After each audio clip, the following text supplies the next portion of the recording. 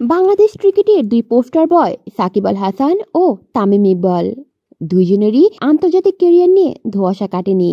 অনেকদিন ধরেই জাতীয় দলের হয়ে খেলছেন না এই দুই তারকা। তাদের ফেরার বিষয়ে আগ্রহ ও উদ্দীপনার কমতি নেই ক্রিকেট ভক্ত থেকে শুরু করে বিসিবির নীতি নির্ধারকদেরও। শনিবার বিসিবির বোর্ড সভার পর সাকিবের বিষয়ে বিসিবির সভাপতি ফারুক আহমেদ বলেন, আসলে এই ব্যাপারটা একদমই ভিন্ন ইস্যু। এটাতে আসলে নতুন করে কিছু নেই।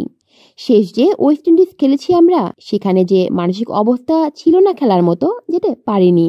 এখন বলবে বিপিএল এ খেলবে কি, আমার কাছে কোনো আপডেট নেই তার ব্যাপারে। চ্যাম্পিয়ন্স ট্রফির আগে আর কোনো আন্তর্জাতিক ম্যাচ খেলবেন না বাংলাদেশ, সেই টুর্নামেন্টে কি থাকবে সাকিব তামিম?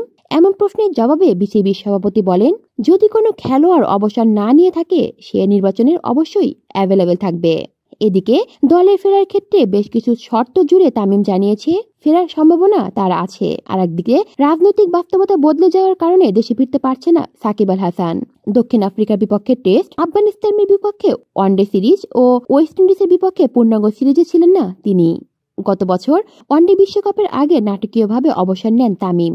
এরপর ফিরে এসে নিউজিল্যান্ডের বিপক্ষে খেললেও জায়গা হয়নি বিশ্বকাপ স্কোয়াডে। এ নিয়ে ফারুক আহমেদ বলেন, তামিমেরটা আসলে প্রধান নির্বাচক যে কথা বলছেন তার কোনো পলিসি নেই। যদি কোনো খেলোয়াড় অবসর না নিয়ে থাকে আর যদি নির্বাচকরা মনে করে তাকে দরকার, তখন ওই নির্বাচক প্যানেল নির্দিষ্ট খেলোয়াড়ের সাথে কথা বলবে। কলি শিকদার, বাংলা নিউজ নেটওয়ার্ক।